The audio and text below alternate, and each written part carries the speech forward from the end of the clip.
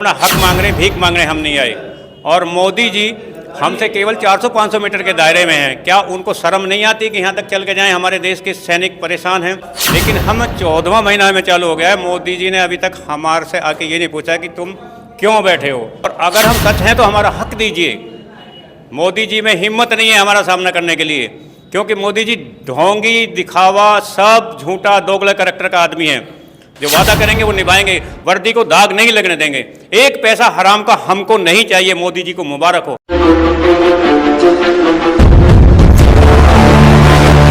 हमारे देश के सैनिक जो इस देश के लिए मर मिटने के लिए तैयार रहते हैं, वो आज 13 महीने हो चुके हैं जंतर मंतर पे टिके हुए हैं अपनी मांगे पूरी कराने के लिए, 1 रैंक 1 पेंशन के लिए।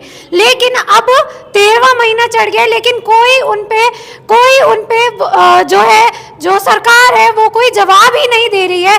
तो मोदी जी ने क्यों चुप्पी बांध ली है हमारे सैनिकों के लिए? तो हम मेरे पास यहाँ पर पूर्व सैनिक मौजूद है।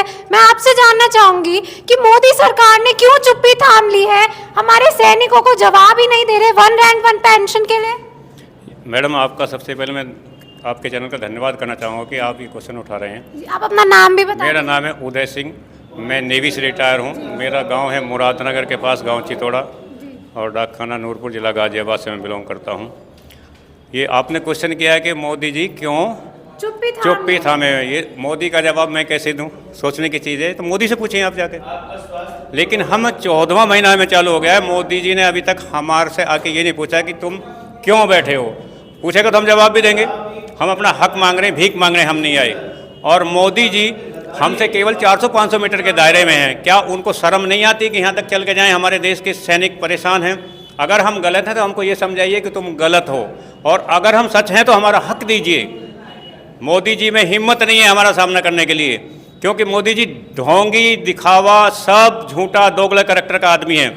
मोदी जी झूठ बोलता है। देश के इतने गरिमा में पद पर बैठा है और वो आदमी झूठ बोलता है। ज़्यादा झूठ मेरे याद नहीं, लेकिन एक झूठ मेरे याद है। उसने बोला था कि हम काला धन लेकर आएंगे।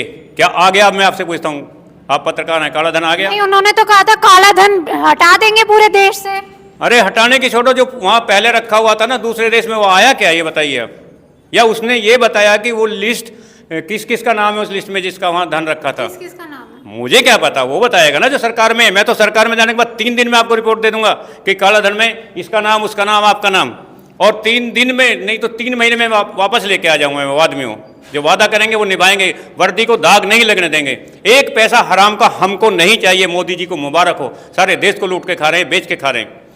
लालू जी ने कहा कि मोदी का कोई परिवार नहीं है, ठीक है, लेकिन मोदी जी ने कहा जो देश के जनता है, जो देश के सैनिक है, वो मेरा परिवार है। तो परिवार से बात नहीं करते हैं क्या 14 महीना तक भी? जब परिवार के साथ रह रहे हैं 200 मीटर पे, 400 मीटर में, और हमको घर में नहीं घुसने देते। कैसा बाप है हमारा? या अगर वो बाप है या हमारा बेटा है। देखिए, 2 नाते हैं जनता के नेता से 2 नाते होते हैं। मैं पहले भी कह चुका हूँ, 20 फरवरी 2023 को मैंने बोला था कि नेता का जन्म माँ के पेट से नहीं होता, नेता का जन्म होता जनता के पेट से। यानी कि जनता नेता पैदा करती है वोट से। तो दोनों का नाता हो गया। वो एक बार हम ये बोल सकते हैं कि नेता जनता का माँ बाप है। एक बार ये कह सकते हैं नेता की माँ बाप ये जनता है। दोनों चीज़ है ना। तो हमको एक दूसरे को नहीं भूलना चाहिए। भूल गए तो समझ लो हम में एक बेईमान है।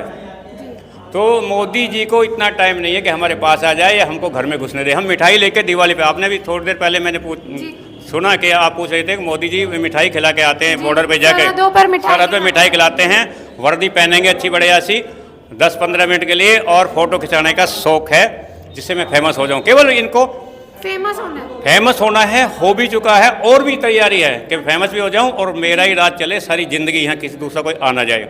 ये तैयारी है। और मैं ये भी सोचता हूँ, आज मेरे आत्मा को बोलती है कि अगर मोदी जी इस बार नहीं हटाया गया तो यहाँ 100 साल तक इसी पार्टी का राज चलेगा, और फिर एक क्रांति पैदा होगी। क्रांतिकारी लोग जन्म लेंगे या इनमें से ही बन जाएंगे जो आज हैं, और इनको ढूंढ कर मारेंगे। ये गृह युद्ध होगा देश में। मोदी जी तो कह रहे हैं, अमित शाह कह रहे हैं मोदी जी के लिए कि मोदी की हर गारंटी होगी पूरी।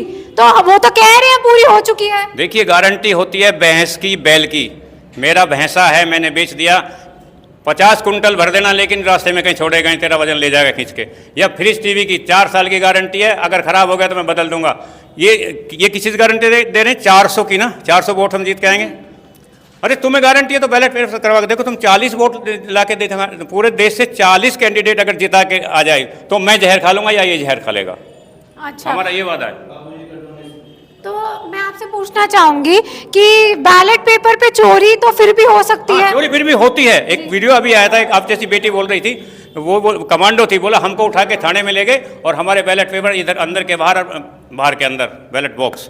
ये मैंने एक वीडियो देखा। सब कुछ होता है। देखिए, जिसके हाथ में लाठी है, भैंस उसी के साथ जाने के लिए मजबूर होगी। मेरा मतलब ये है, जब भैंस को डंडा जिधर को लगेगा उधर को भागेगी। आप एक अपनी अंतिम बात कहना चाहेंगे, अपनी मांग बताना चाहेंगे मोदी जी के लिए? मोदी जी से हमारी कोई मांग नहीं है, और जो होना था हो लिया। हमको 14वां महीना चल रहा है, वो कुछ देने वाला नहीं है। हम लोग मिठाई लेके गए थे, हमारी मिठाई भी नहीं खाई। क्या हम जहर मिला के लाए थे, या हम पाकिस्तानी थे, या आतंकवादी थे? ये मोदी कैसा नेता है जो अपने लोगों से नहीं मिल सकता, जनता से? जनता के लिए समर्पित नेता नहीं है। हमने सोचा है, हमने ठान लिया है, हमने पार्टी बना दी है, भारतीय जवान किसान पार्टी। अब हम ही संसद में जाकर बैठेंगे। अगर हमारा चुनाव प्रचार इसने करने दिया होता, नेशनल मीडिया सारा बिका हुआ है। हमने पैसे खर्च कर लिए। प्रेस क्लब ऑफ इंडिया में, यहीं इसमें दिल्ली में हमने 75,000 रुपया दिया है 3 घंटे के लिए हॉल में बैठने। और अगर आपकी पार्टी जीत गई? टीवी में 1 सेकंड नहीं दिखाया, हमारा पेपर में 1 सेकंड नहीं दिखाया। क्यों नहीं दिखाते? इतना भी हमारा ऐड नहीं दिखाते। तो अब हमने ठाना है, कुछ भी हो जाए, आर पार की लड़ाई है। हम संसद को भ्रष्टाचारियों से मुक्त करेंगे। तो आपकी अगर पार्टी जीत गई तो क्या लोग ये नहीं बोलेंगे कि अब जो है ईवीएम हैक हो रहा है या फिर कुछ गलती है इसमें? देखिए, ईवीएम को मैं बुरी नहीं मानता। मैं ये चाहता हूँ ईवीएम में एक पॉइंट या एक बटन ऐसा भी हो, जैसे आपने बटन दबाया, आपने वोट डाला, तो उसमें ये होना चाहिए कि ये वोट कितने नंबर पर गया मेरी पार्टी में से मैं डाला। मैंने डाला तो मुझे पता होना चाहिए मेरा वोट इसमें 527 नंबर पे गया, 527 वोट अब तक पड़ गए। ये हर पार्टी को वहाँ पता लग जाएगा, दूसरे को नहीं होना चाहिए, उसी को होना चाहिए। एक बटन ऐसा भी होना चाहिए। और जब ये हो जाएगा ईवीएम से, वहीं का वहीं चुनाव खुलना चाहिए शाम को, सबको पता लग जाएगा मेरी पार्टी का इतना वोट में। और जब ये झूठी दूसरी वहाँ मशीन रखेंगे तो फिर इनके मुंह पिटेंगे। बहुत अच्छा लगा आपसे बात